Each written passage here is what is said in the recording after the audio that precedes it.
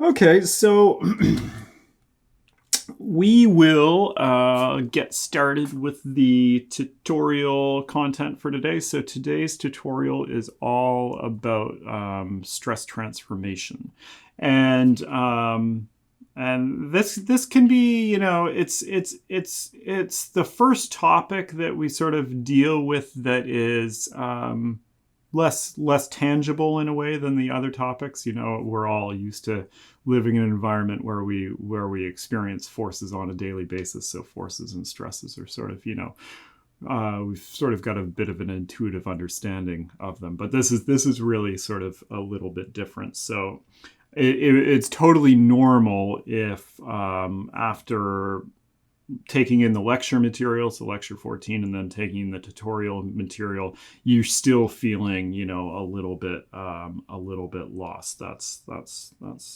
normal.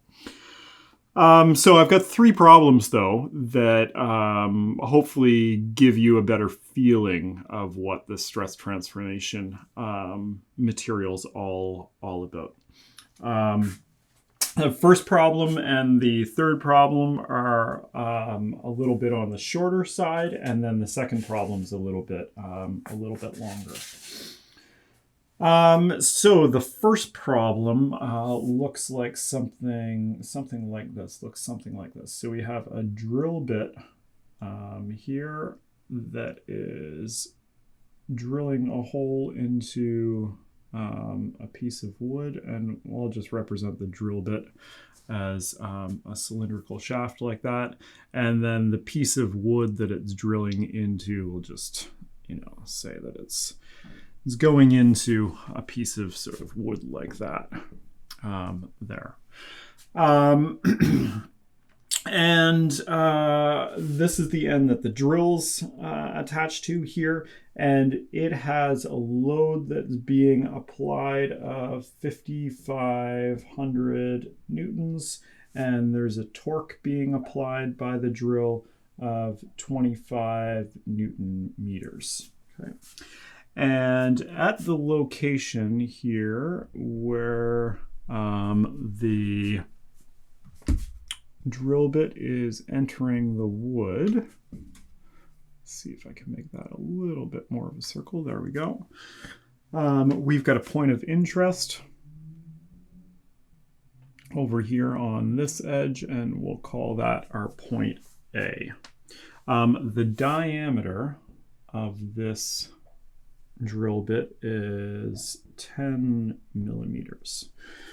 All right, so let me read the problem statement. A hole is being drilled. Determine the orientation and magnitude of the principal stresses at point A in the drill bit's shaft, and show these on the corresponding element. Okay. So determine the orientation and magnitude of the principal stresses and show these on the corresponding element. All right, so I'll put this down. There we go.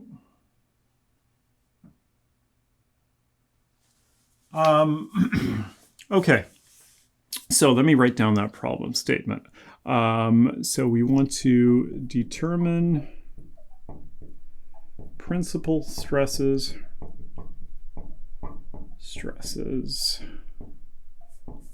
at A and show on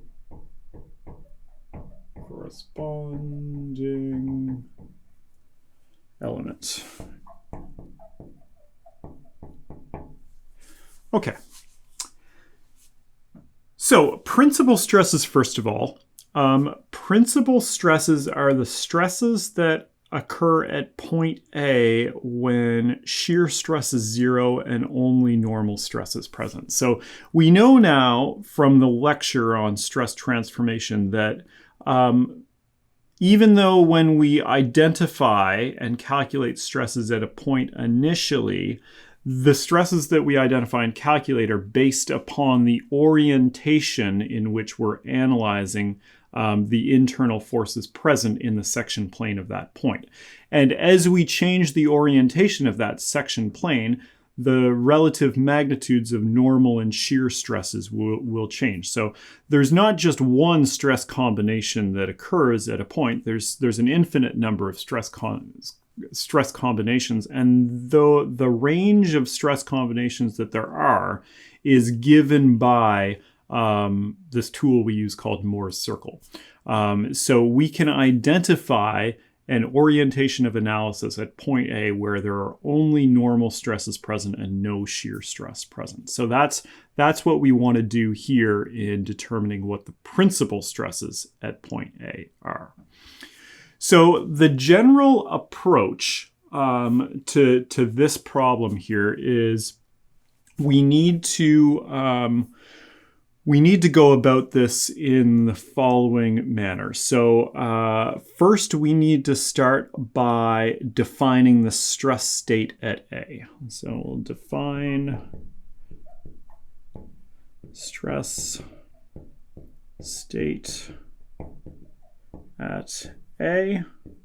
Okay, so defining the stress state at A means drawing the volumetric element that's at point A and putting on all the stresses that exist and then combining them where appropriate. So define the stress state at point A.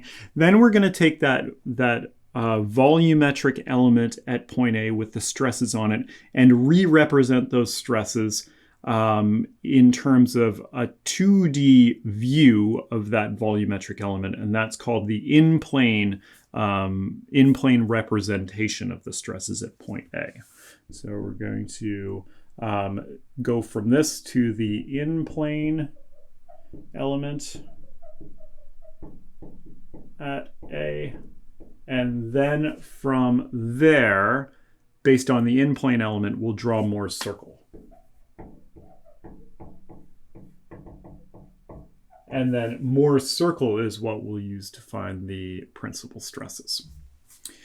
So to get started, if we want to define the stress state at A, what we need to do is take a section cut through the object in the plane of point A. So I'm just going to erase the block of wood that drill bit is drilling into.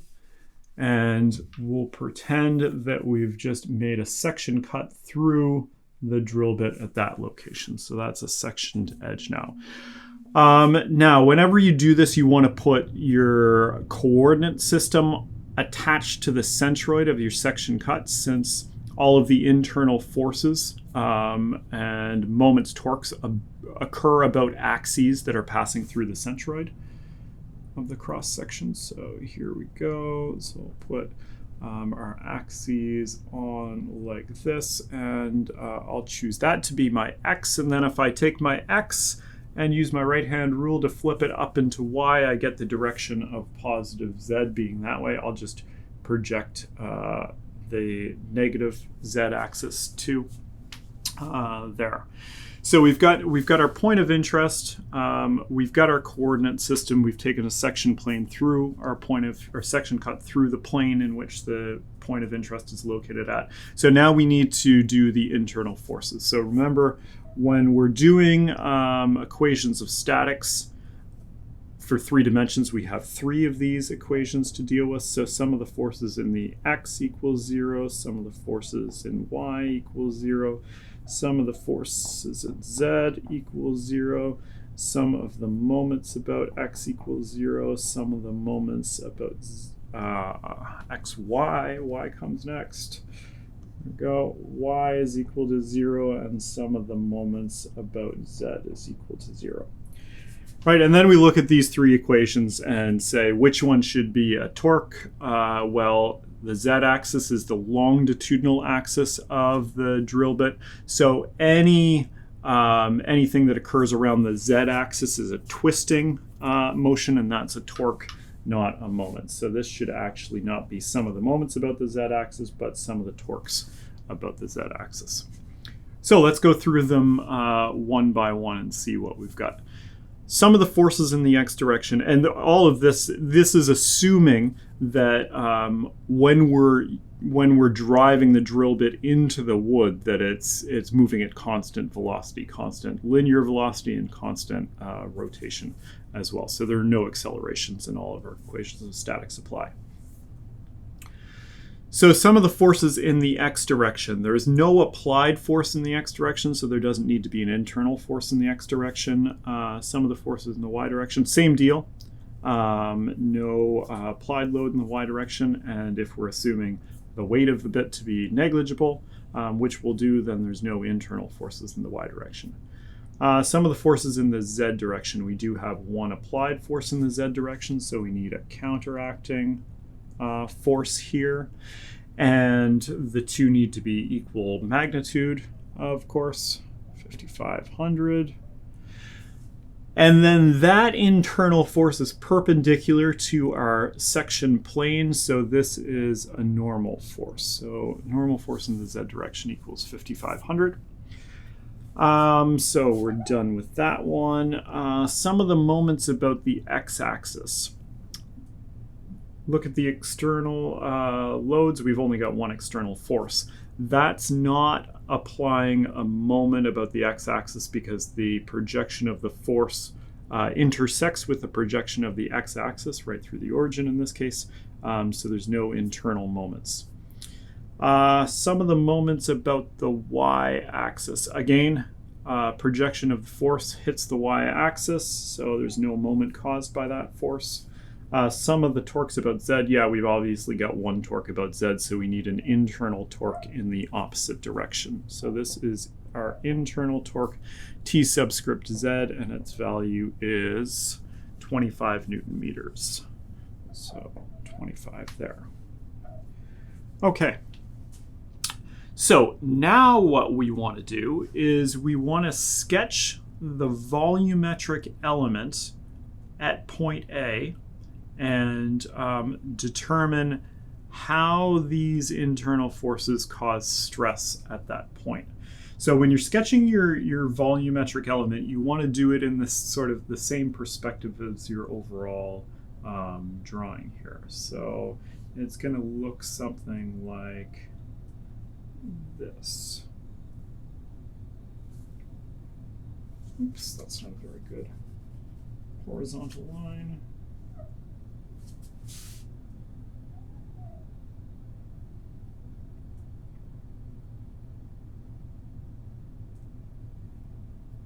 There we go.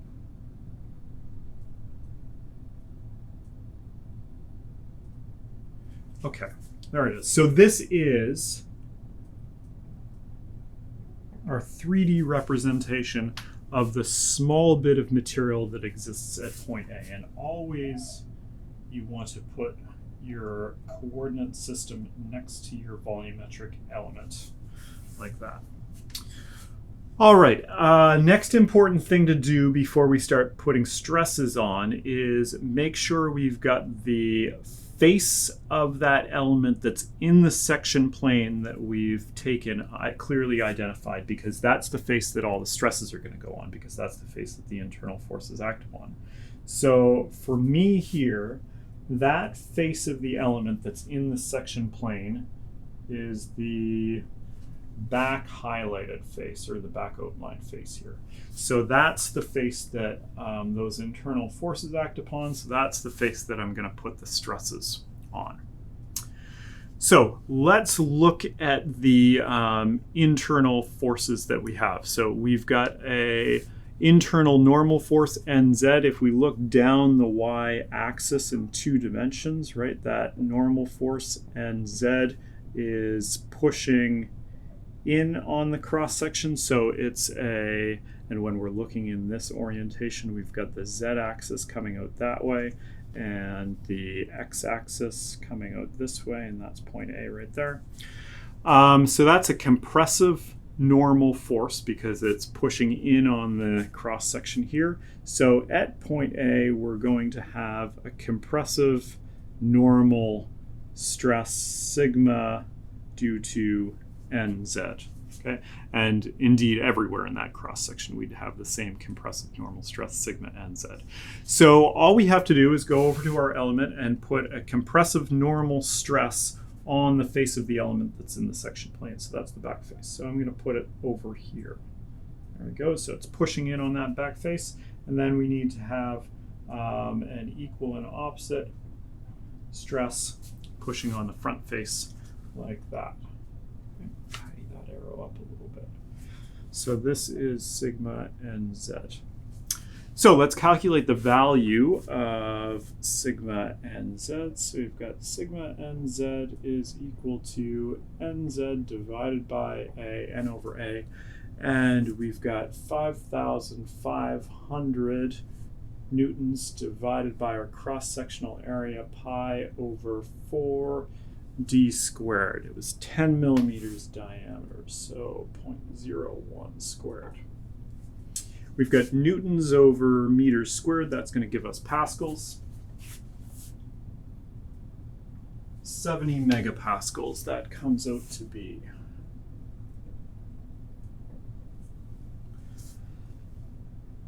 Now, the internal torque next. Stresses due to internal torques are always easy. So if we were looking at the cross-section down the z-axis, right, we'd have point A over there, and we have the x-axis going out that way, and the y-axis coming up like that, and our z-axis coming right out towards me.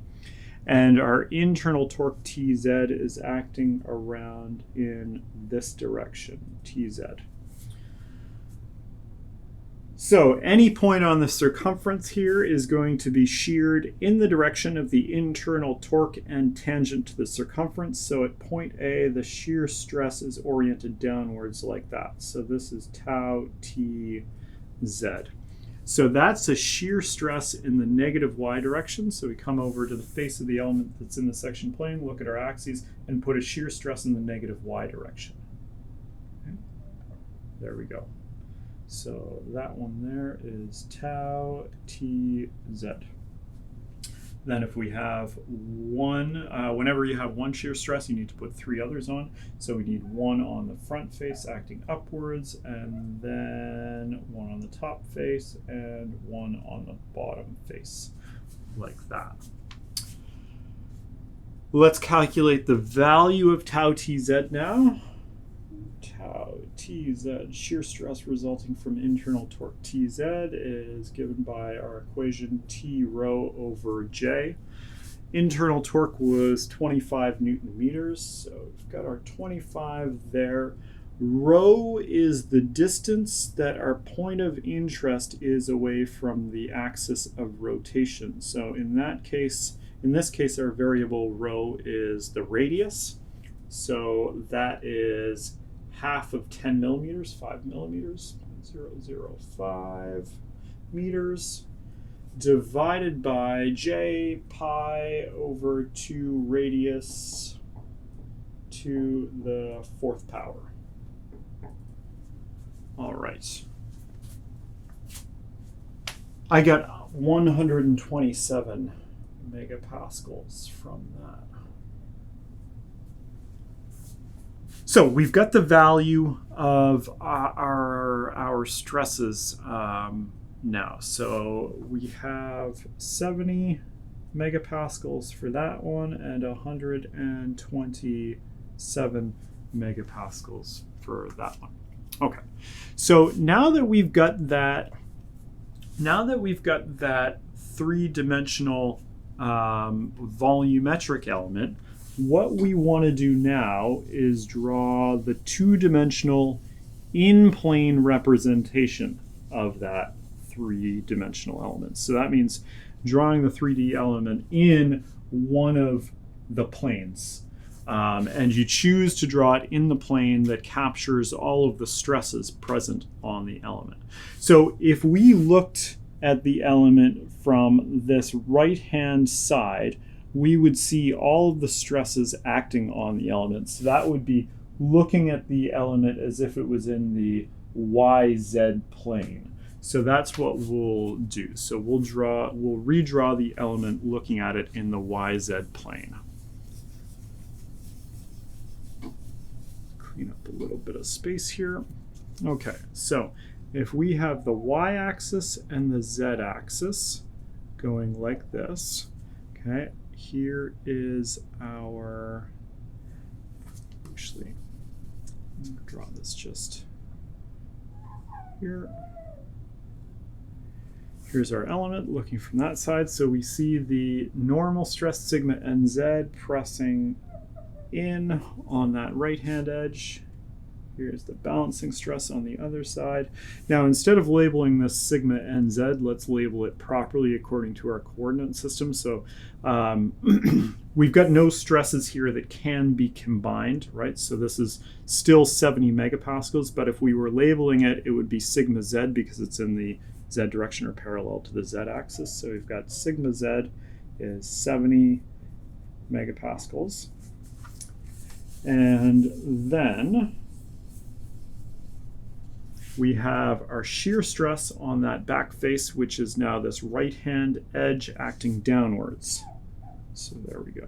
Shear stress upwards, over, and over that way.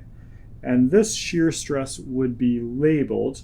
That back face is perpendicular to the z-axis, so that's our first subscript. And the shear stress is parallel to the y-axis, so that's our second subscript. 127 megapascals. And notice that this is tau zy, right? If we were labeling this shear stress, it would be tau yz, right? Just these two reversed.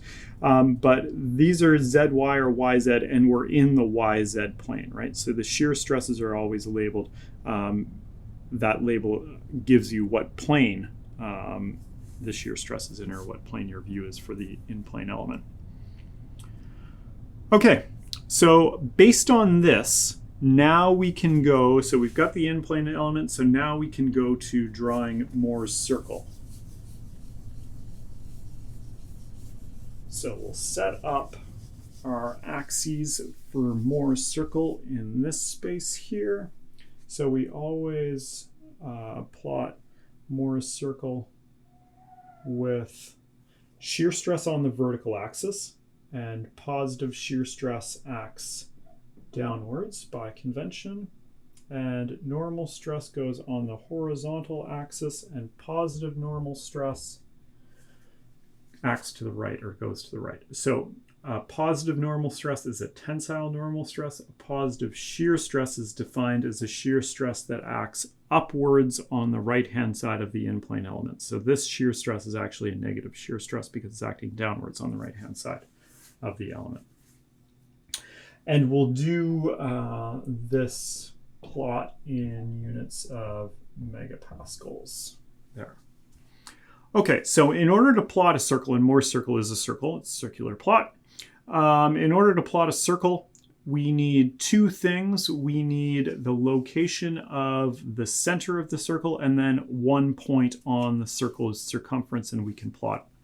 So the center of the circle, we label point C, and that is always given by the coordinates sigma average, where that's the average normal stress acting on your element, comma 0, meaning that on the y-axis we're at 0. So we're always at somewhere, the center of the circle always lies somewhere right on the x-axis, because it's always the average stress and then 0 in terms of the xy coordinates, or sigma tau coordinates for the center point.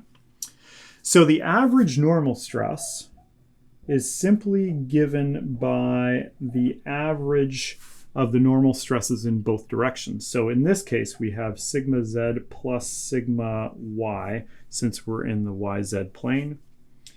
And the signs of the stresses do matter when you're doing this. So we've got sigma z, that's 70 megapascals, but it's a compressive normal stress, so it needs to go in this equation as a negative. And then plus the normal stress in the y direction, well, there is none, so this is 0. So we've got minus 35 megapascals there for our average normal stress, MPa.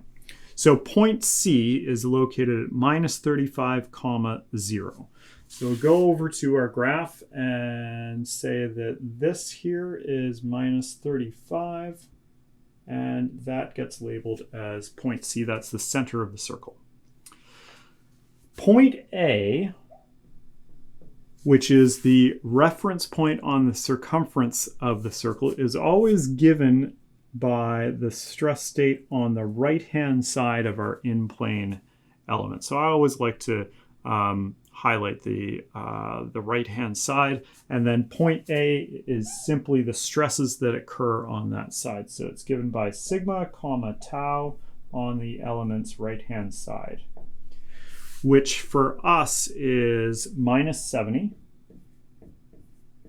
And then remember, a shear stress that's positive acts upwards on the right-hand side. This acts downwards, so this is minus 127. Okay. So minus 70 is going to be twice the distance out. So there it is, minus 70. And minus 127, no, down is positive, so we need to go up. And obviously the scale is going to put it up here, but I'm just going to do it up here, minus 127.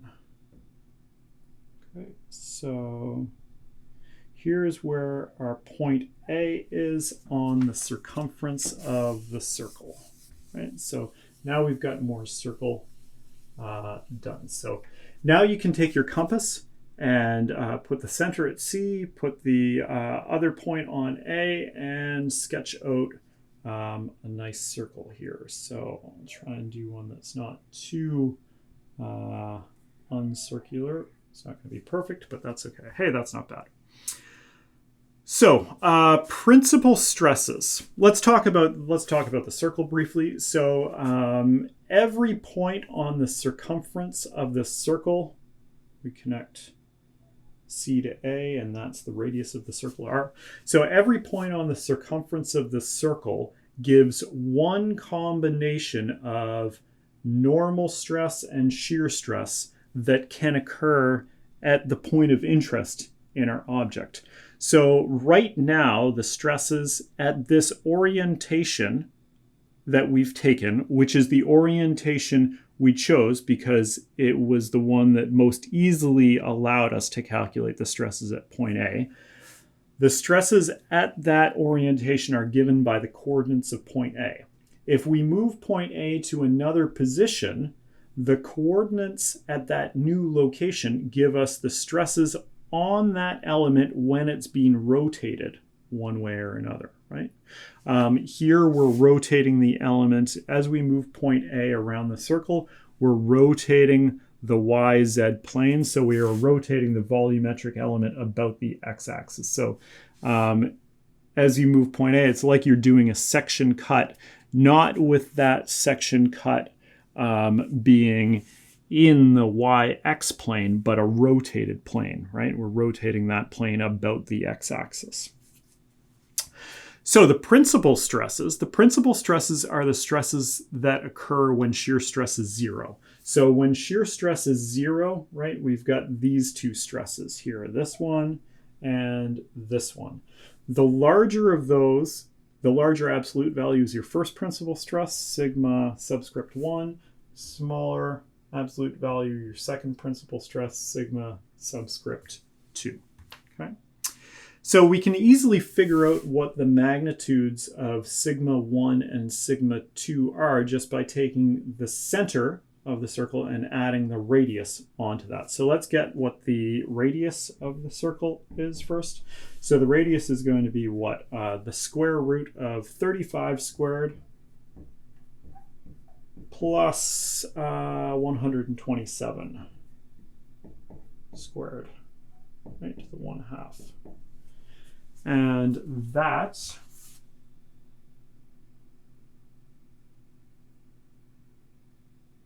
gave me 132 megapascals.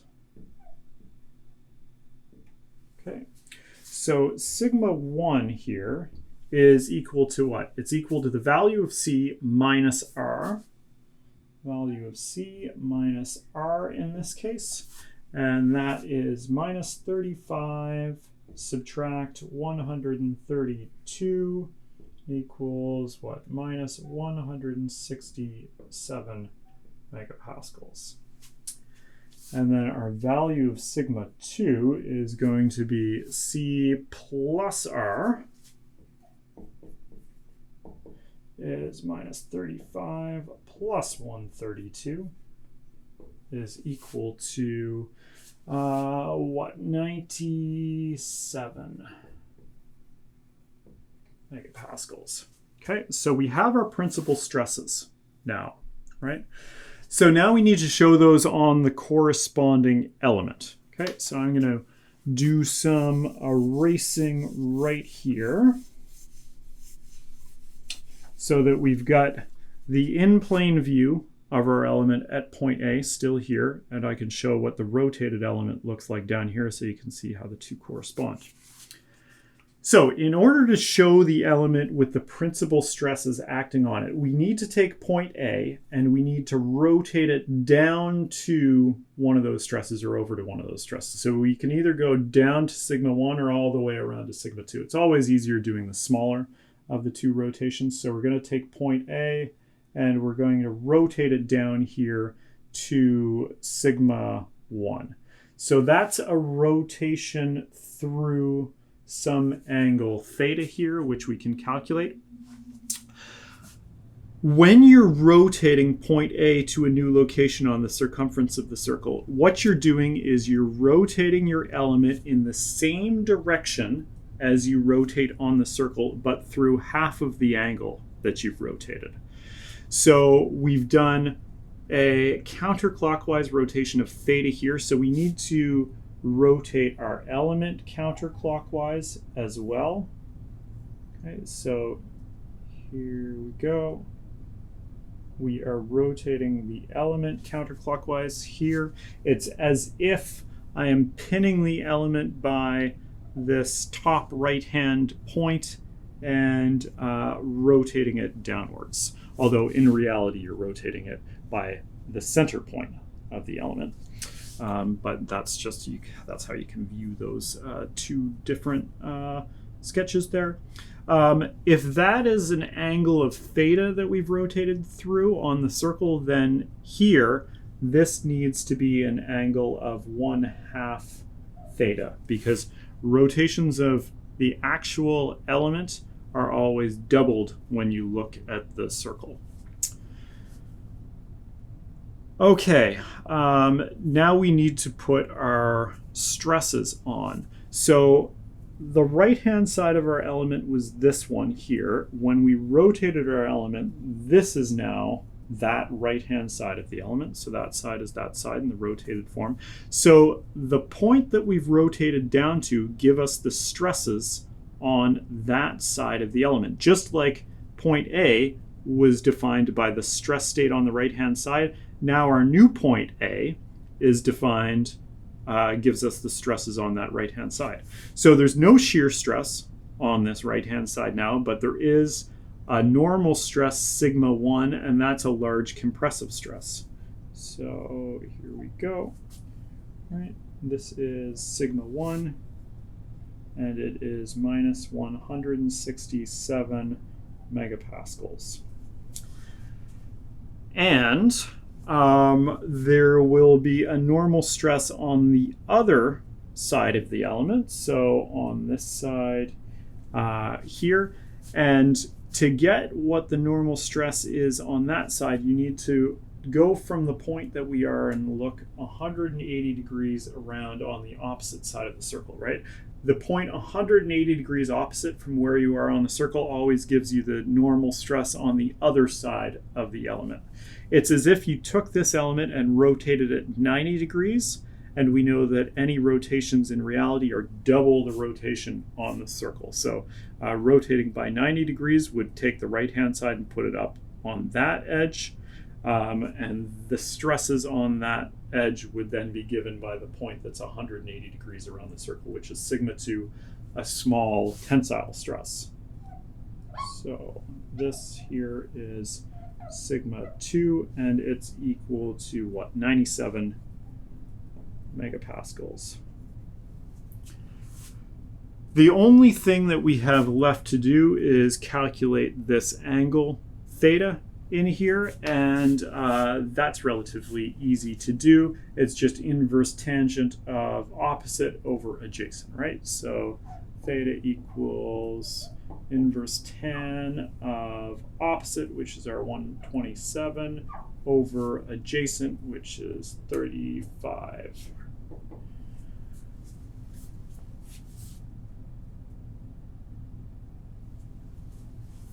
74.6 degrees. So 1/2 theta is what? 30, 36, 37.3 degrees there. 37.3 degrees. So, determine the principal stresses at point A and show them on the corresponding element. So this picture here, that's the answer to the problem. So we've shown what the principal stresses are at point A, and we've shown the orientation of analysis. The only thing that is missing from what we have just done that is very important to include is the coordinate system. Okay, so we've got Z and Y here, and we rotated that, right? So this is now a Z prime axis. This is now a Y prime axis. Okay, so there we go. So there's the answer. Okay. Questions about anything that I did there?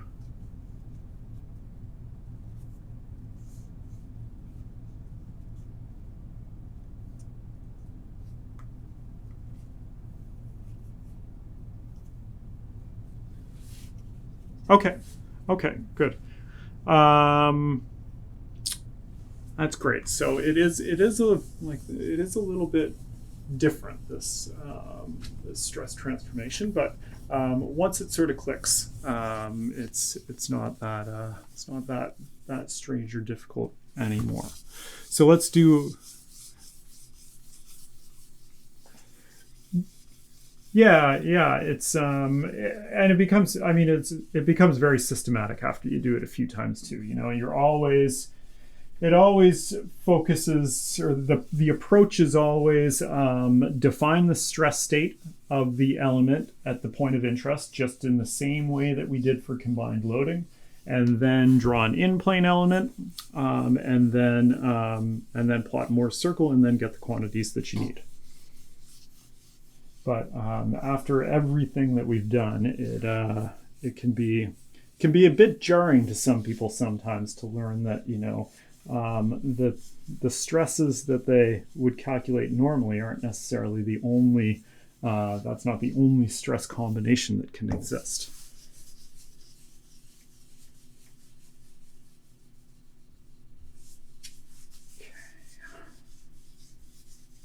I give you enough time to copy all of that down? A little late now to ask that I'm erasing it, but I figured it was probably you had sufficient time. So, okay, let's look at the next problem. Okay, so this one's a little bit different because it's a two-dimensional problem rather than a three-dimensional problem, and we're back to looking at beams for a second here.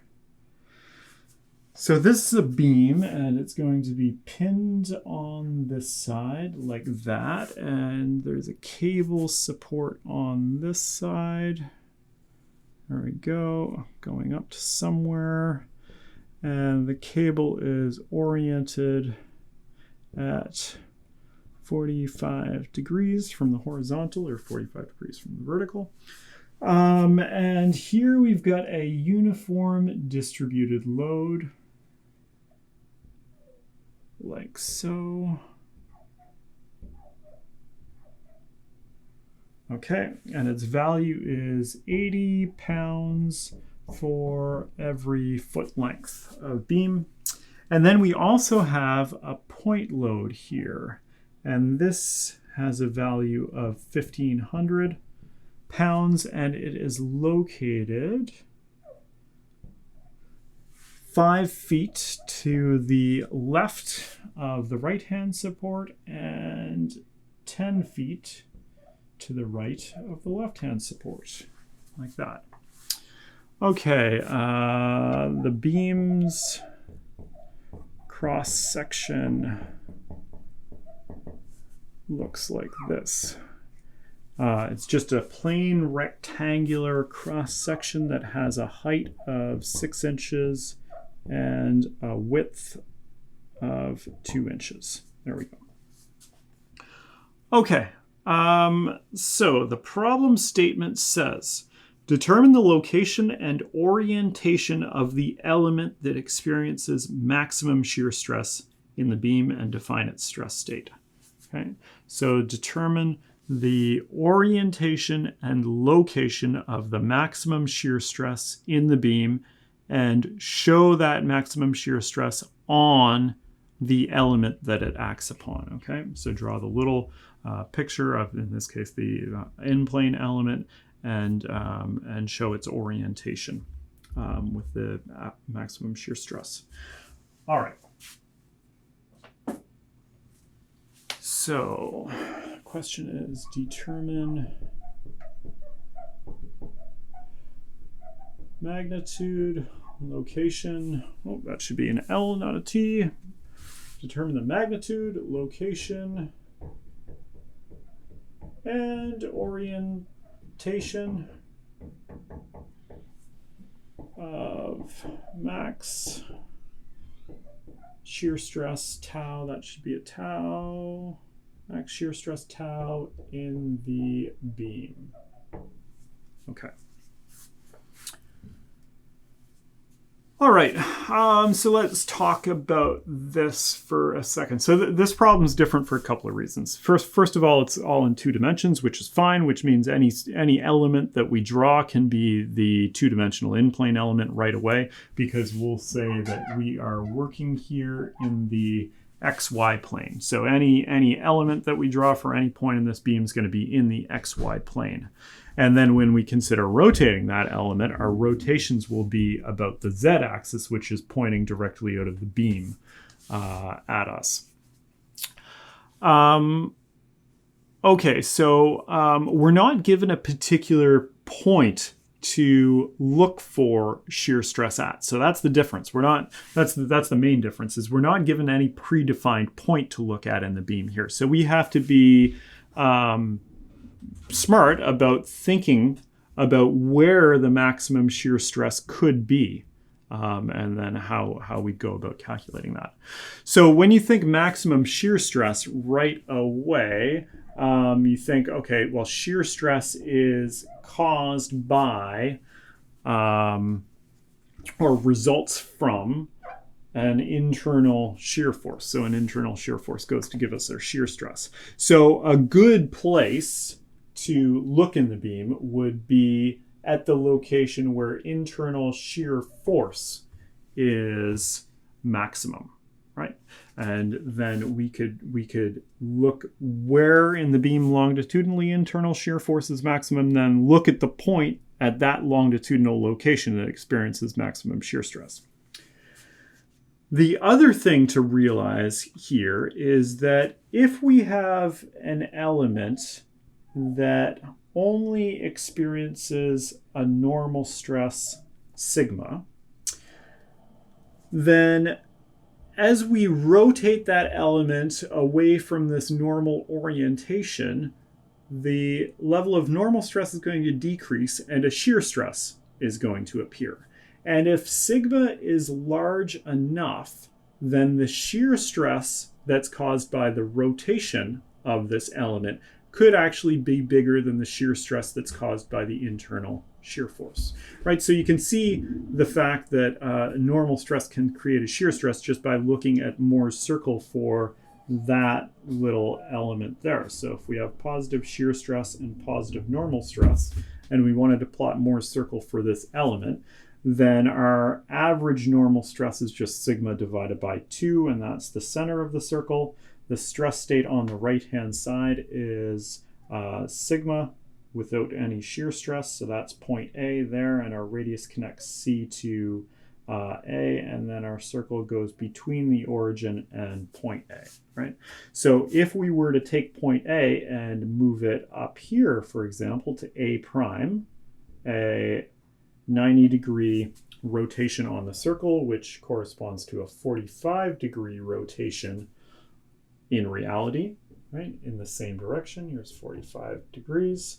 Then up at that point there, we actually have a shear stress that's present that is equal in magnitude to the radius of our circle, which is sigma divided by 2. Okay, so we'd have here a shear stress that's equal in magnitude to sigma divided by 2, right? As well as there being on this element a normal stress that's present because we're up at point A, and that's the x coordinate of, here sigma divided by 2 is the normal stress, and this would be the same for a normal stress on the other side. So if sigma was big enough, then our shear stress, which is equal to sigma divided by 2, could actually become bigger than tau caused by the internal shear force. So where in the beam might we find the largest value of normal stress? Well, in a beam, we know that normal stress is primarily produced by moments. So we have sigma being produced by internal moments. So we might want to look at the location, the longitudinal location that experiences the maximum internal moment as well, and then look at the stress that's associated with that. So these are the two different things that we need to consider in this problem. We need to consider the shear stress caused by the maximum internal shear force and the normal stress caused by the maximum internal moment. Okay. So in both of these cases, we're back to doing what we had done previously, drawing shear and moment diagrams.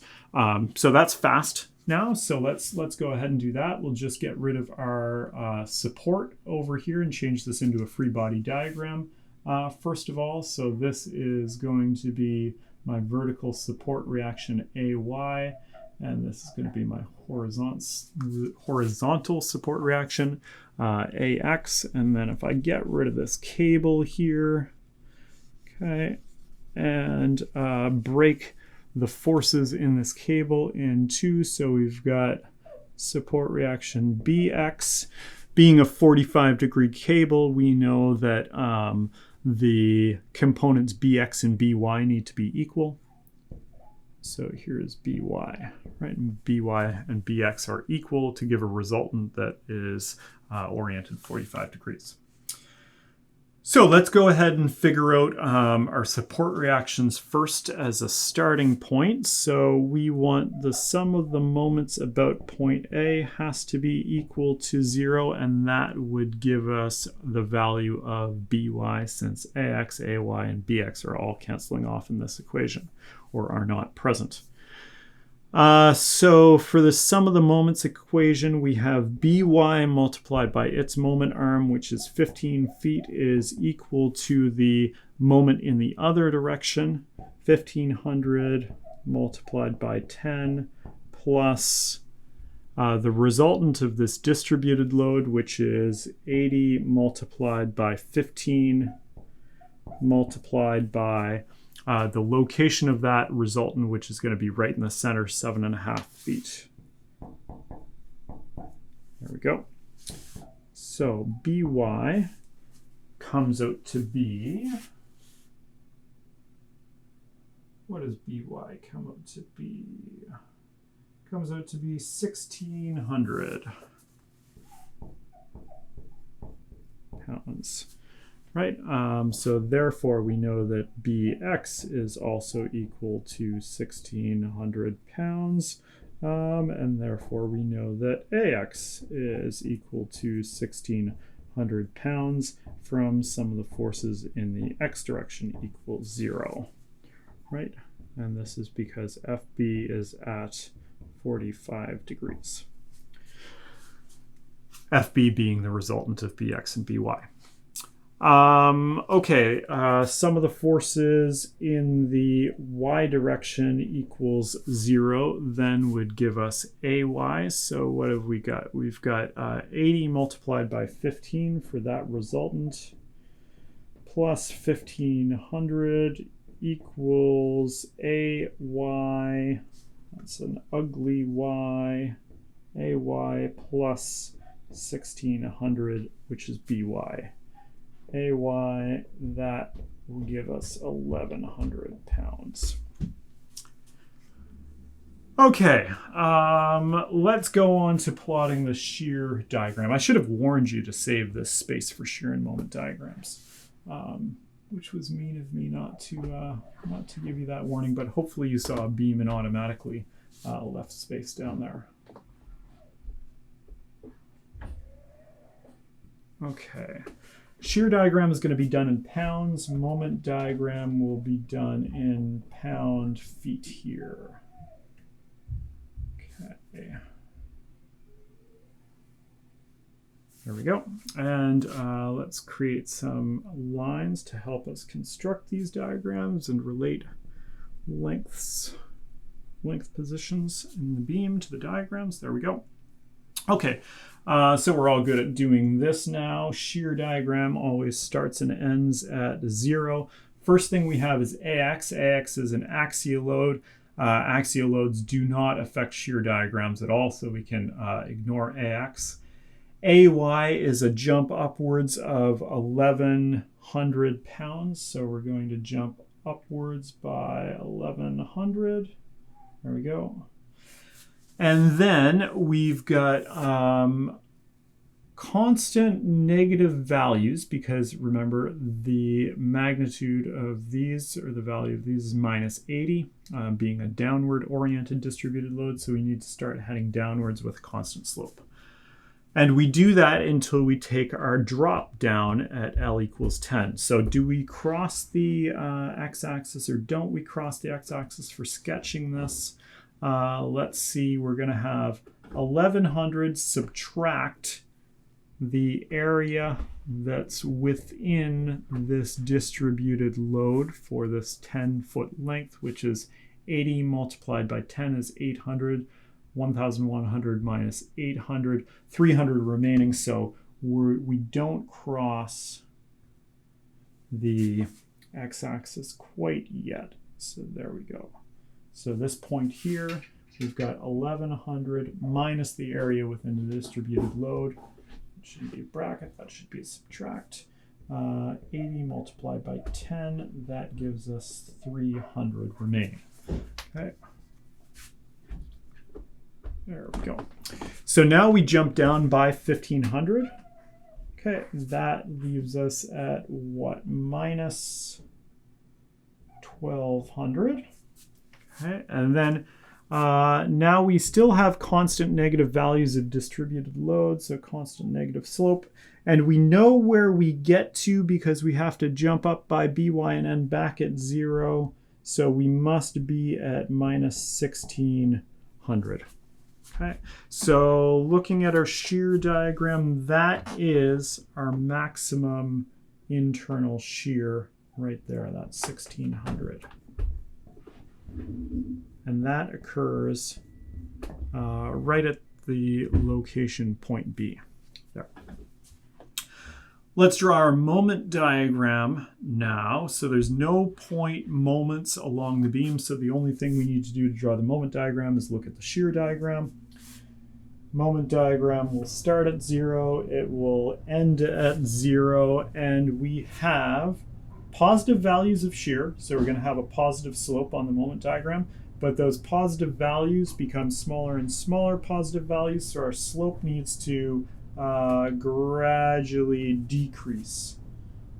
Oops, that was not a good start. Needs to start steep like this and gradually decrease. Now it doesn't quite get to 0 because we still have 300 left, so the slope here needs to be 300 before it changes to a negative value. The values become negative, so the slope changes to a negative slope, and the negative values get increasingly large, so the negative slope gets increasingly steep, something like that.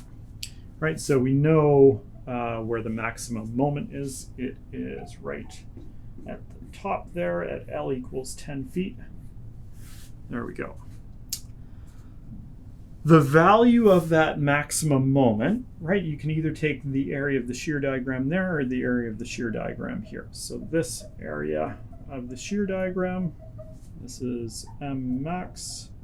this area here gives you max. Easy to calculate what that is, right? Because we just break it up into a rectangle and a triangle there. So we've got what? 1200 multiplied by 5 plus 1/2 base, 1/2 5 by the height, which is 1600 minus 1200, 400. Right, so our maximum moment there is 7,000 pound-feet. Okay, so let's get rid of some of the stuff that we don't need from the board here and give ourselves some more space. Dun, dun, dun, dun, dun, dun, dun.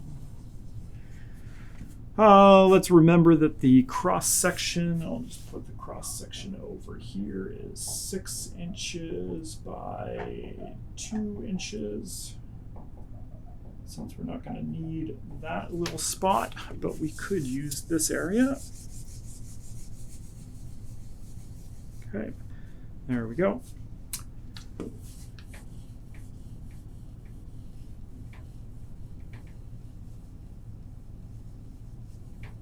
Okay, so let's do this first case first. So let's look at the shear stress at the location where internal shear force is maximum. So we know internal shear force is maximum here, right at L equals 15. So let's do a section cut through that location and look at what we've got there. So we'll draw our section cut a little bit bigger. Our point B is right at the center here. So we've got BX, right, which is 1600. That way we'll draw BY in, BY, which is 1600 down. And then for internal forces, right, we know we've got no internal moment at this location, so we won't add an internal moment. We've got an internal shear force of minus 1600. So here we go. Here's V max 1600. And then some of the forces in the x direction needs to be 0 as well. So we need to have an internal normal force, right, that is 1600. Okay. So thinking about shear stress here, where is shear stress going to be maximum in the cross section? So if I draw that cross section in 3 dimensions here, maybe I should draw that in the other orientation. My brain just likes it in the other orientation there. So there's this little piece if you turn it out and look at it. So our internal shear force is acting vertically over that. So there's V max is equals 1600. Okay. And we know that at any position in the cross section, right, we're going to have shear stresses that are oriented in the direction of the internal shear force, and those shear stresses are going to be maximum along the line that passes through the centroid of the cross section, right? Because if we were to draw what the distribution of shear stresses looked like over that cross section with a vertically oriented, it's going upwards, with a vertically oriented shear force, then the distribution of shear stress tau over this cross section, right? The shear stress would be 0 on the edges, and the shear stress would increase to reach a maximum at the location of the centroid there. So it's at the location of the centroid, or a line passing through the centroid, where shear stress is going to be maximum, right? And that, in this case, that's right at point B there. So let's draw the element that exists at point B and look at the stresses that act upon that element. So we'll draw point, supposed to be T, point B. So point B looks like this there, where the edge that's in the section plane is this left-hand edge, right? So if point B, if I drew the little rectangle on that representing point B, it's that little piece of material right there. Okay, so the edge that's in the section plane is the left-hand edge, which means that the shear stress on this edge needs to be in the direction of the internal shear force. So here we go. This is our shear stress tau from V max. Then we need a shear stress on that side, a shear stress on that side, a shear stress on the top.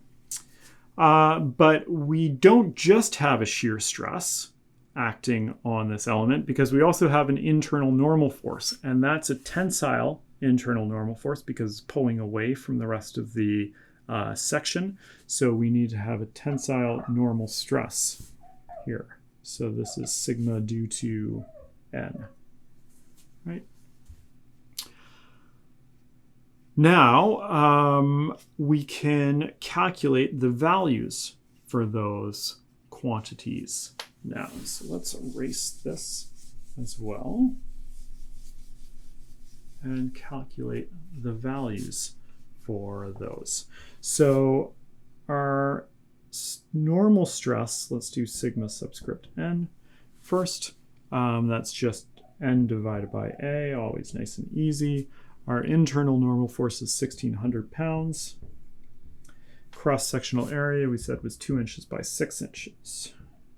2 by 6 down there. That gave me 133 psi. And now let's calculate the the shear stress due to our maximum internal shear force. So tau here, V max, is going to be given by our equation VQ over IT. Our internal shear force is also 1,600. Okay, Q. Q is A prime, Y bar prime. So A prime, we're calculating the shear stress at any location along this line. So area A prime needs to be the portion of the cross section that's above or below that line. So this here is area A prime. That is 2 inches multiplied by half of the height, which is 3 inches. So we've got 2 by 3 here, and this is our A prime. And then Y bar prime is the distance between the centroid of the whole cross section and the centroid of A prime. So this distance is Y bar prime. Said this whole half height of the cross section was 3 inches, so Y bar prime is 1.5 inches, 1.5. So this is Y bar prime divided by IT. So I, for a rectangle, 1/12 base height cubed. Base is 2 inches. Height. Base dimension is always the dimension that is perpendicular to the direction of the internal shear force for this calculation. And then the height of the whole cross section is 6 inches. Cube that. And then we've got variable t here. T is the length of the line that you're calculating the shear stress along. So that's the width of the cross section, which is 2. So what did that give me when I did the calculation? 200 psi there. So 200 psi. Perfect. Okay, so now that we've done that, we've got our in-plane element. We've got no stresses that can be combined here.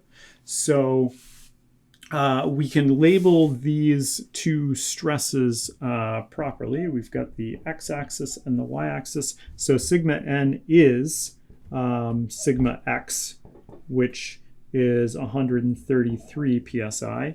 And tau v max is tau xy. Okay, this is tau xy, and its value is 200 psi.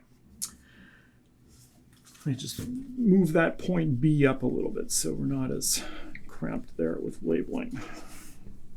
Point B. There we go. All right. So now we can draw Mohr's circle. Okay, so let's set the axes for the circle up here. Okay, positive normal stress to the right, positive shear stress downwards. We need two things to be able to plot the circle. We need the average normal stress. In this case, since we're in the xy plane, this is 1/2 of the normal stress in the x direction plus the y direction, which is 1/2 of sigma x is 133, and that's positive because it's tensile. And there's no stress in the y direction. Okay. So what have we got there? We've got 67 psi. Okay. So let's put that on. So this is how we find the center of the circle. So 67, we'll say it's about there, and this is in units of psi. Psi down there as well. And this is the center point C of our circle. Then point A is given by the coordinates or the stresses that are present on the right-hand side of the element, right? So right-hand side of the element, there it is. The stresses that act on that right-hand side are a normal stress of 133 psi, that's plus 133 being tensile, and a shear stress of 200 psi, but it's acting downwards, which makes it a negative, so we've got minus 200 there.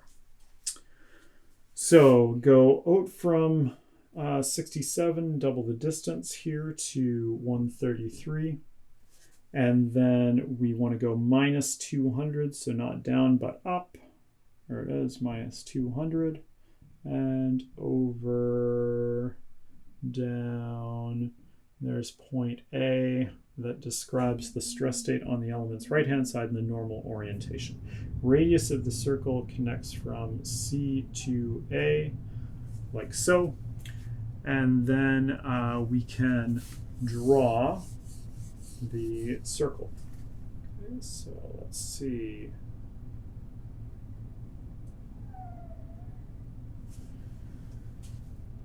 All right, not too bad. In this case, right, what we want is not the principal stresses, but the maximum shear stress. So the maximum shear stress are the points that lie at the top and bottom of the circle. And given that the center of the circle lies on the x-axis, the value of these 2 points is the same, even though my circle doesn't show that well. And both of these are tau max, right? Tau max here. And what's their value? Well, their value is the value of the radius of the circle r. So let's go ahead and calculate what the value of r is, and then we'll look at the, we'll calculate what the value of r is, and then that will be the value of tau max.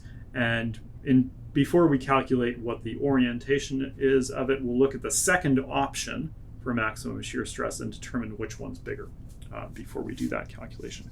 We don't want to do a calculation that we don't have to, of course. Okay, so I'm going to do that just right up there.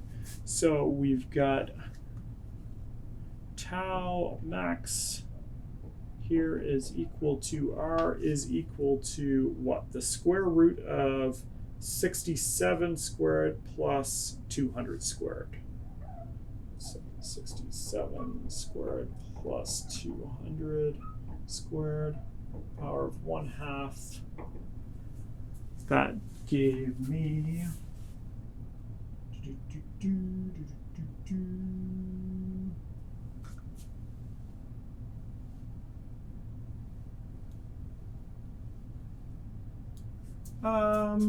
let's see.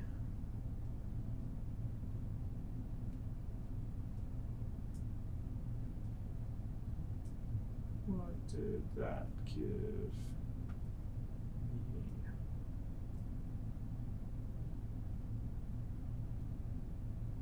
I'm just noticing the fact that my by I put in the wrong direction here. See that? I flipped that to the negative direction, which it should not have been. So you might have been wondering about that. So that should have been oriented upwards like that. 1600 is by, right? And we can just show how that would change things. So that would make that downwards, right? Which makes this shear stress downwards right there. Makes this one upwards there. This one needs to change directions, and so does that one.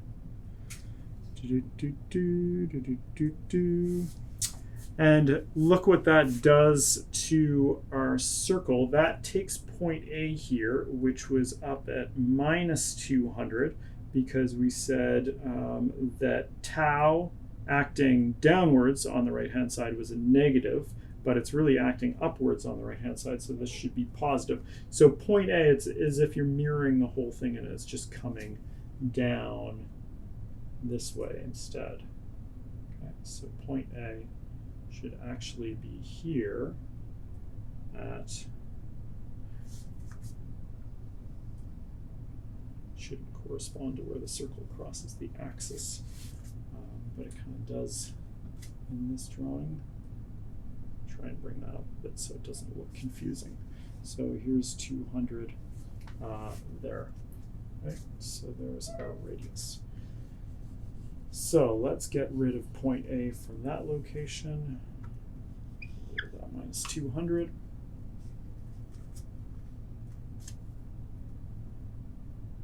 Bring that down here. There we go. Okay, that looks better. Doesn't affect this calculation, of course. Now, what was I looking for? Oh yes, the value of tau max turns out to be 211 psi here. 211 psi. Okay. So that's the maximum shear stress we've found at our location B here, which is the location of the maximum internal shear force. So now we need to consider the other case, and that is the shear stress that might be associated, or the shear stress that is associated with this large normal stress resulting, or the normal stress that results from the maximum internal moment. So let's do some erasing and free up some space for us to look at that. Okay, we know that M max is 7,000. That's all we need of that.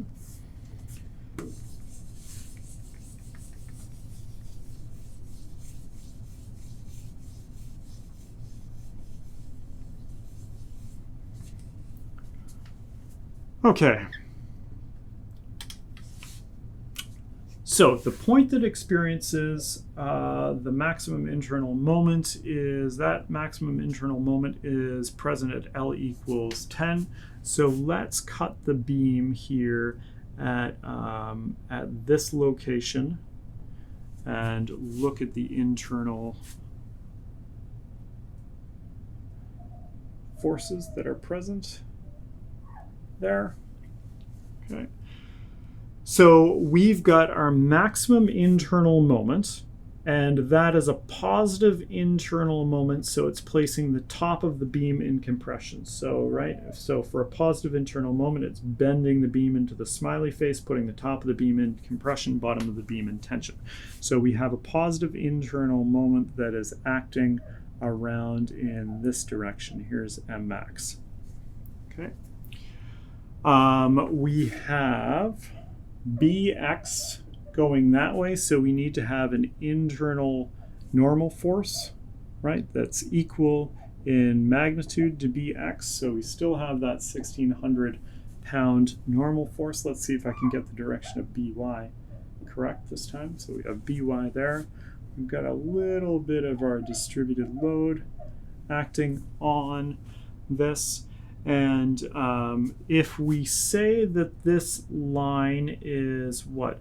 Just slightly to the right or the left of this 1,500 pound load, then we'll include this as well, 1,500 there.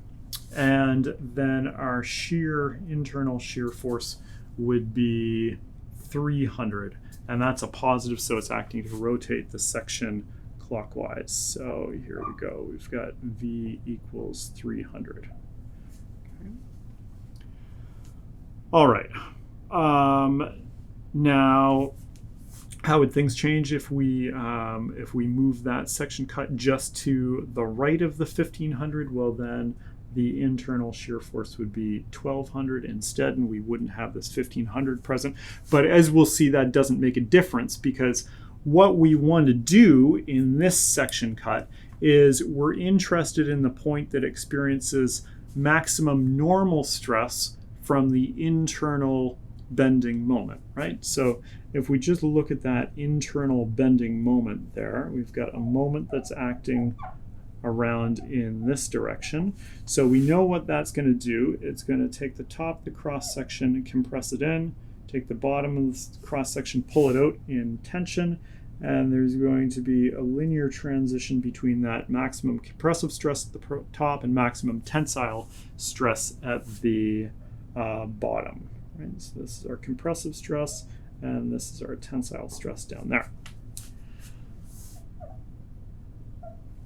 Right, so what we want to do here is we want to look at either the maximum compressive stress or the maximum tensile stress. Now, being a rectangular cross-section with a centroid that is in the middle, right, M max is acting about that centroidal axis, so the tensile stress is going to be equal in magnitude to the compressive stress. But the thing to remember here is that we've also got an internal normal force, right? So acting on the cross section as well, we have N is 1,600, right? And that's taking all the points in the cross section and pulling them out in tension. Okay. So this is sigma from N. Okay. So at the top here, where we've got compression from the moment, we've got tensile stress from the internal normal force. The two of these are going to cancel off to some extent, or the normal stress from the normal force is going to reduce the level of compressive stress from the moment.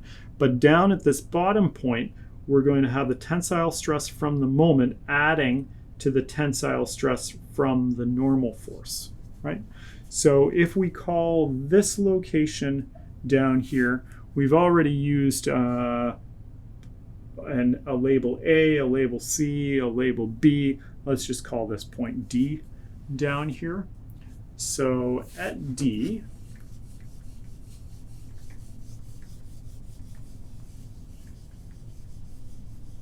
just leave this up here and protect this, because we need to remember that the maximum shear stress from that internal shear force, or that's associated with that internal shear force, is 211. So at D, what we have, so this way a little bit, So we have a normal stress from the moment. Let's call this sigma subscript m for the tensile stress from the moment, sigma subscript m.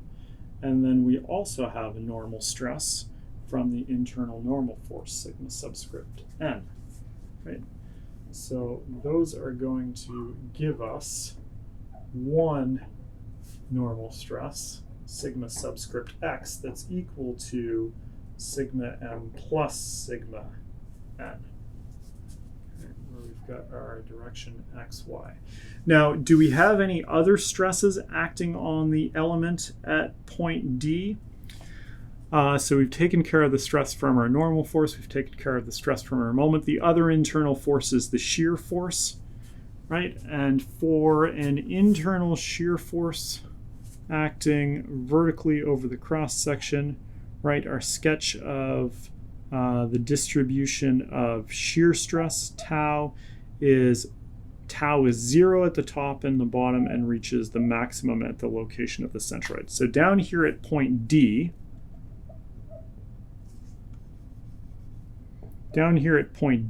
tau is equal to 0, so there's no shear stress on this element. So we just have normal stress. So let's calculate what the values of sigma m and sigma n actually are. So we've got sigma n is n divided by a. Same calculation as last time, right? We've got 1600 over 6 inches by 2 inches gave us 133 psi. And then we've got sigma m, stress due to an internal bending moment, is given by my over I. Our internal bending moment is 7,000 pound-feet. Careful of units here. We want everything in pound inches psi, so m needs to be in pound inches, so multiply by 12. Distance y, the distance from the axis that the internal moment's acting about to the point of interest, right? So this is our distance y here, half the height of the cross section, 3 inches, divided by I, 1/12, our base, 2, our height, cubed. And that, when I did it, gave me, now I don't have the value worked out in PSI here. I just have it changed to KSI. So let's see what it is in PSI. So we've got 7,000 times 12 times 3 times 12 again, divided by 2 and 6 cubed. Oh, it's exactly 7,000. Okay, so we've got 7,000 PSI. Okay, there we go. So, right, therefore, sigma x up here is sigma n plus sigma m is 7,133 psi. Okay, so now what we can do is we can plot Mohr's circle for point D. Okay. So let's do that right here.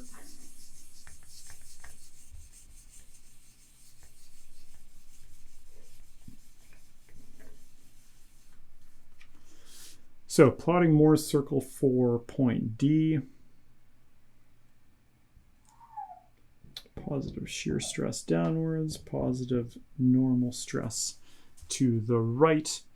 Our center is given by the average normal stress, in this case 1/2 sigma x plus sigma y, 1/2. Sigma x is positive 7,133. Sigma y is 0. Right, so we've got 30, what's this? 7,133 divided by 2.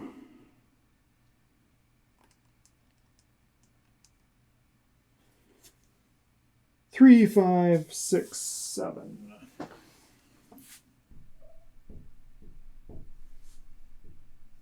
There we go. PSI there.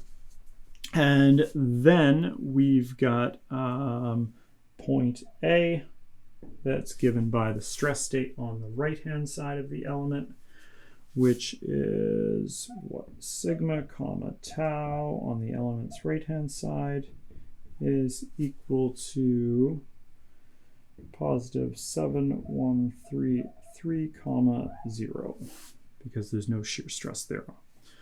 So let's plot this. So the center of the circle, and let's do this in, we'll just change and do this in KSI. There. KSI. So the center of the circle is at 3.6. 3.6. It's the center of our circle. And then point A is also on the x-axis, double the distance out. So there's point A, and it's at 7.1 KSI. Radius stretches from C to A, and the circle will go right back through the origin like that. Okay. So the maximum shear stress, so that's exactly like that little Mohr circle that I had up over here at the start of the problem.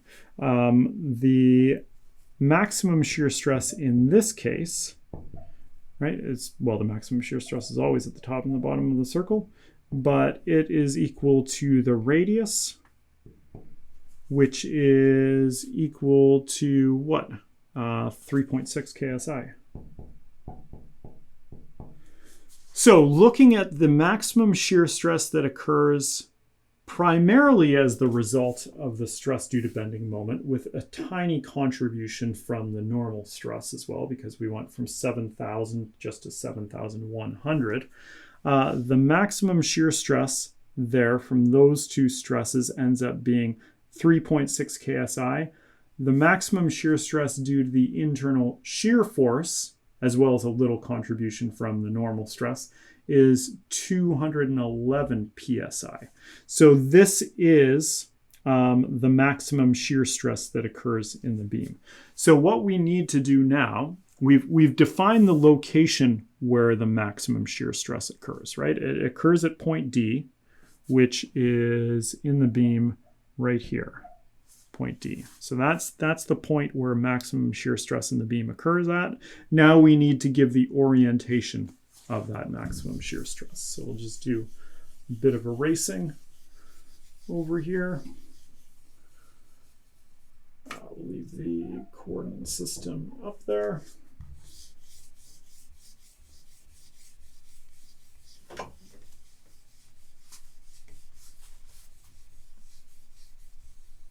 So tau max is at point D, right? So tau max is at point D, and the orientation to get to the maximum shear stress, we need to take point A and either rotate it down to tau max there or up to tau max there. So it doesn't matter which you do, so we'll rotate down here. That's a rotation of what, 90 degrees in the clockwise direction.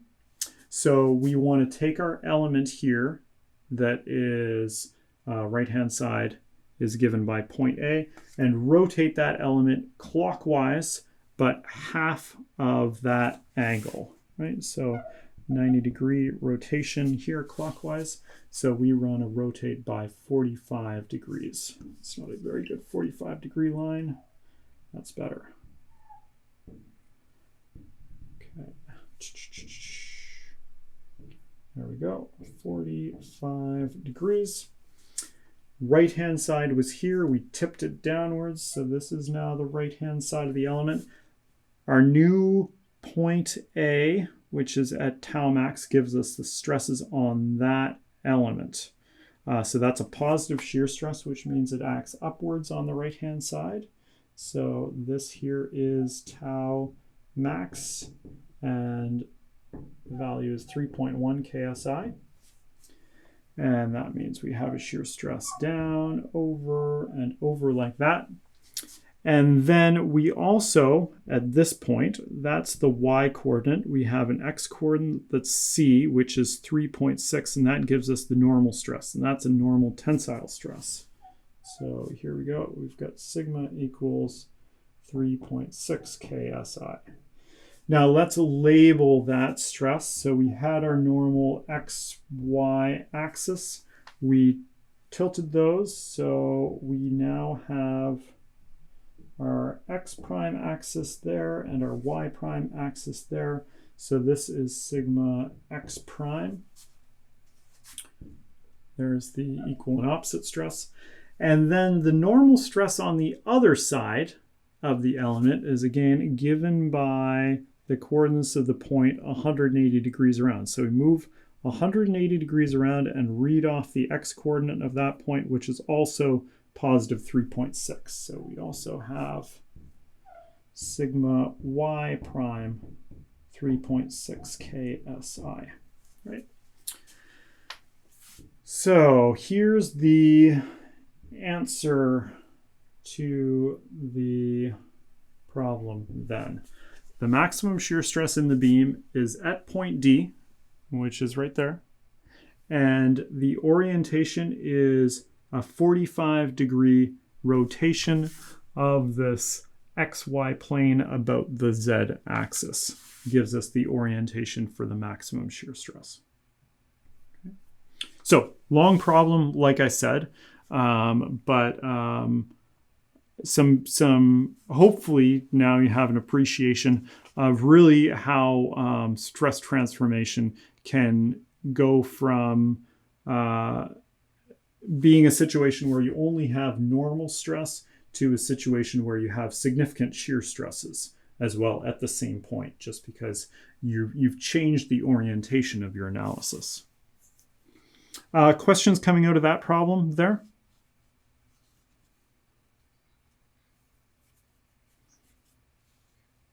Yeah, it's a lot of work and it's a lot of stuff to follow along with. But if you're following along with this and you're like, yep, okay, I'm getting that, that means that you've done really well at keeping up with the material so far and understanding it. Because in these problems, we sort of are covering a lot of the material from the whole course in one problem.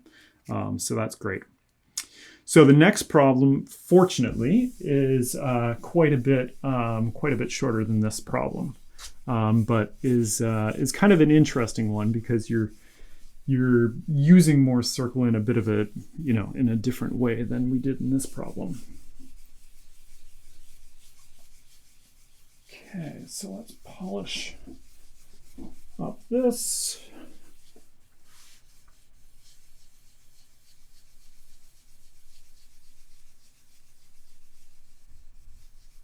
Okay.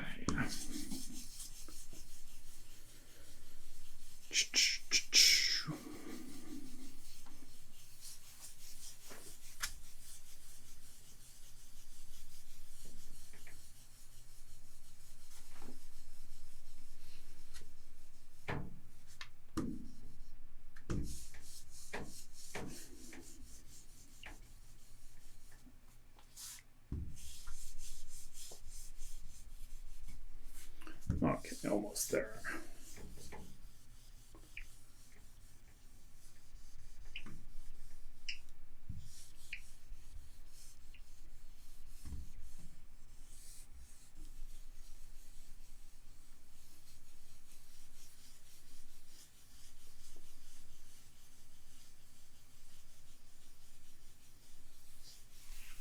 Okay, clean board. Let's see what we've got for the last one. Oh, right. Okay, in this problem here, we've got two little pieces of polycarbonate.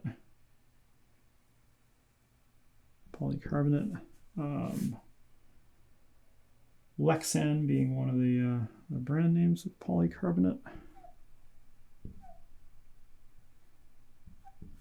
Okay, so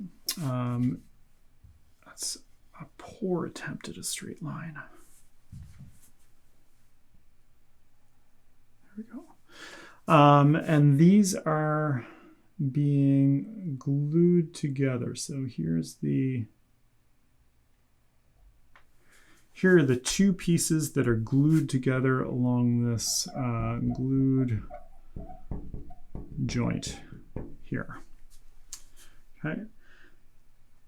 So two pieces of Lexan 9034. So this is Lexan 9034, which is in our material property table, will be joined using a polycarbonate adhesive, that's the glue, with a normal strength of 7,200 psi. So the normal strength of the glue is 7,200 psi. The component, meaning these two pieces glued together, must be able to support a tensile load of 1,600 pounds. So 1,600 pounds is our tensile load. Okay, so F and F equals 1,600. Determine the maximum allowable angle theta for the faces of the glued joints. So theta is this angle right here. Okay. And we've got some more dimensions. We've got a dimension here of 3/4 of an inch and a dimension here of 1/4 inch. Okay, so we want to find max allowable value of theta, right? So the maximum allowable value of theta. So let's for a second, first of all, let's determine if the polycarbonate or the Lexan can hold the 1,600 pounds. And actually, that would be, we'd get that information as well by considering the stress on this joint if it was vertically oriented at 90 degrees. So for the case of theta equals 90 degrees, then we'd have these two pieces here that are simply joined like this, and we've got load F pulling on them. Okay, so let's look at what the stress would be like at the junction here. So here's that glued junction, and let's take a point. Well, we would do point A on Mohr's circle, so let's call this point B. Okay, so the stress state of point B, right? We've got our little piece of material at point B, and the stress on it would just be an internal normal stress sigma, because when we take our section cut through at point B, of course, we've got F, and we only have an internal normal force that is equal in magnitude to F. So the internal normal force here is the normal stress resulting from the normal force N. Okay. So the magnitude of that normal stress is sigma N is N divided by A, which if F is 1,600, then we've got 1,600 here. Divided by cross-sectional area, which is 1/4 multiplied by 3/4. 1/4, it's a quarter, 4 multiplied by 3/4. And that comes out to be 8,533 psi. Okay. So you can see that in the case that theta is brought up to 90 degrees, right? So those two pieces are just butt jointed together. Then the actual normal stress that occurs at their interface is 8,533 psi, which would exceed the normal strength of the glue, right? So that wouldn't be possible. Let's just compare 8,533 to the strength of polycarbonate for a second to make sure that that would hold. So the tensile strength of polycarbonate is 9.5 ksi. So we're okay in terms of the polycarbonate not breaking under 1,600 pounds with a little piece of this size, 3/4 of an inch by 1/4 of an inch. It could support that. So the general idea here is that as we decrease the angle, right, as we change the angle of this joint here, if we were to do a section cut along, or take that joint apart along its inclined orientation here, we'd have F again, and we'd have to have a vector that adds up to F on this side, but of course we'd want to split it up between a normal vector and a shear vector that's parallel to that section cut, right? So as we change the angle of that joint, we decrease the magnitude of the normal force and increase the magnitude of the internal shear force. And decreasing that normal force decreases the normal stress.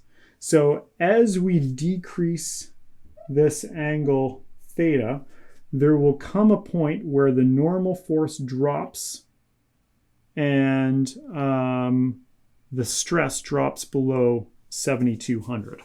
Okay, and we can figure out what that angle is pretty easily by using Mohr's circle. Okay, so the way that we'll use Mohr's circle to do that is by plotting Mohr's circle for this this element here, located at our point B, and then consider how we can rotate around Mohr's circle to limit the normal stress to 7,200. Okay, so let's just get rid of this for a second here. So we'll draw Mohr's circle right below this.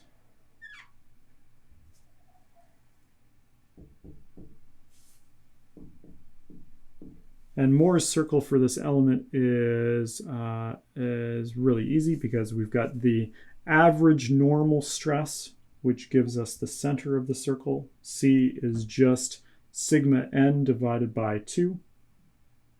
So C is given by sigma average, which is 1/2 of, let's label this properly, x and y. So this is sigma x. So 1/2 of sigma x plus sigma y, which is 1/2 of 8,533. It being a tensile stress can stay as positive, plus 0. So we've got 4.3 KSI there if we change it from PSI to KSI.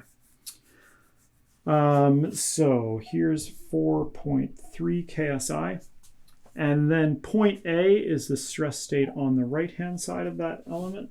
So A is given by sigma comma tau of the element's right-hand side, right? And that is 8.5 KSI comma 0. So we're going out double the distance, about there, 8.5, and that's point A. Their radius stretches from C to A, and we draw our circle, which is going to go back through the origin like that.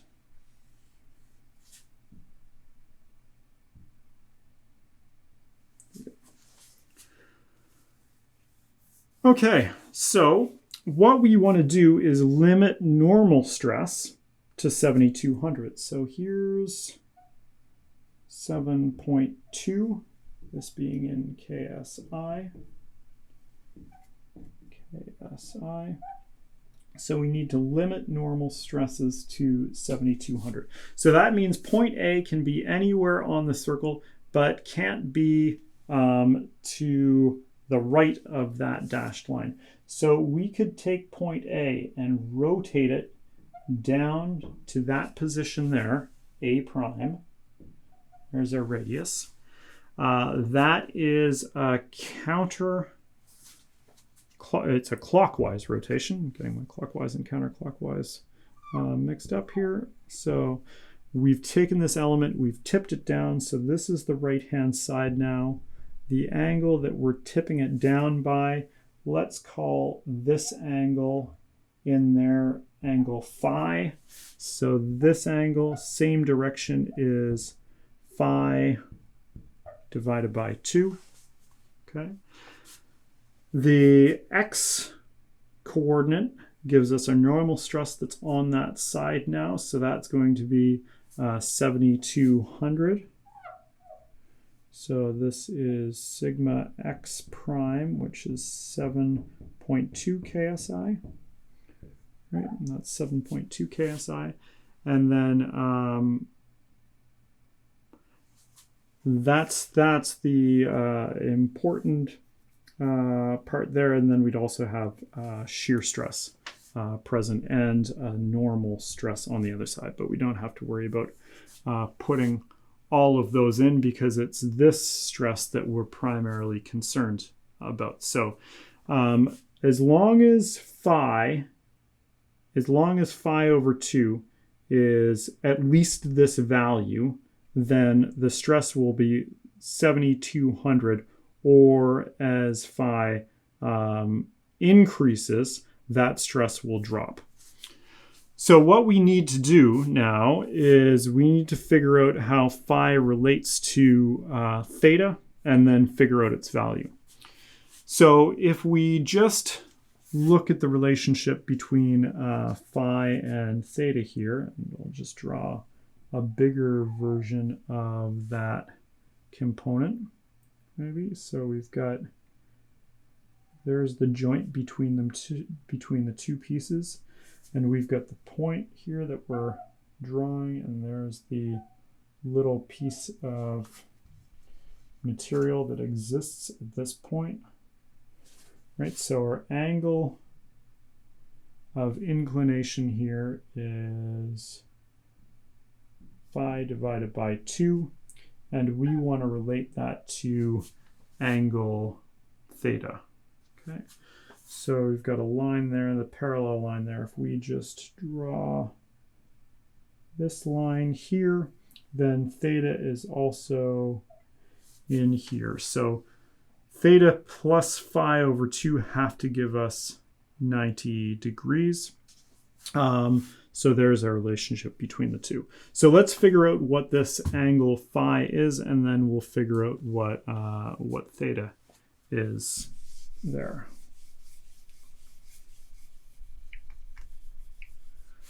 Okay, so our angle phi is what that's going to be. What do we have for that? So we've got 7.2 is the center point plus this distance, which is the radius multiplied by the cosine of phi, right? So we've got 7,200. 7,200 is equal to the center point of our circle, or the x value there, plus the radius of our circle multiplied by the cosine of angle phi. So let's put this in. So doing it in KSI, 7.2 is C, which is 4.3, plus R. The radius is 4.3 as well, the difference between C and A. 4.3 cosine phi there. So we can get phi from that. Let's see.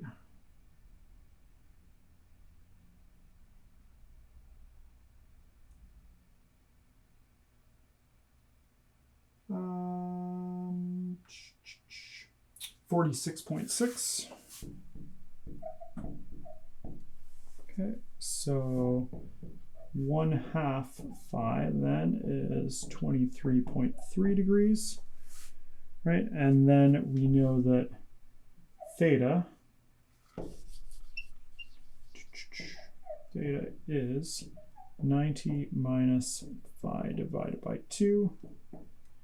90 minus 23.3 is equal to 66.7 degrees. So, and that is the maximum, oops, I did a sigma by mistake.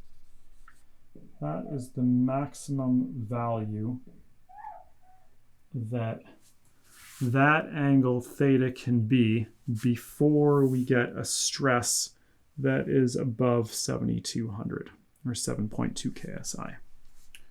Okay, so that's a stress transformation problem that's a little bit different from the other couple that you've seen.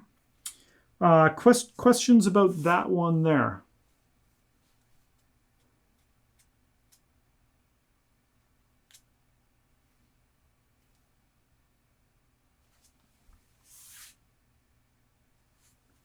No? Okay. Well, that takes us to the end of the 3 problems. So hopefully that gives you, combined with the lecture material, if you reflect on the lecture material and then you look at some of these problems on your own and do some of the problems from the problem set, hopefully that gives you a pretty good idea of the way stress transformation actually works.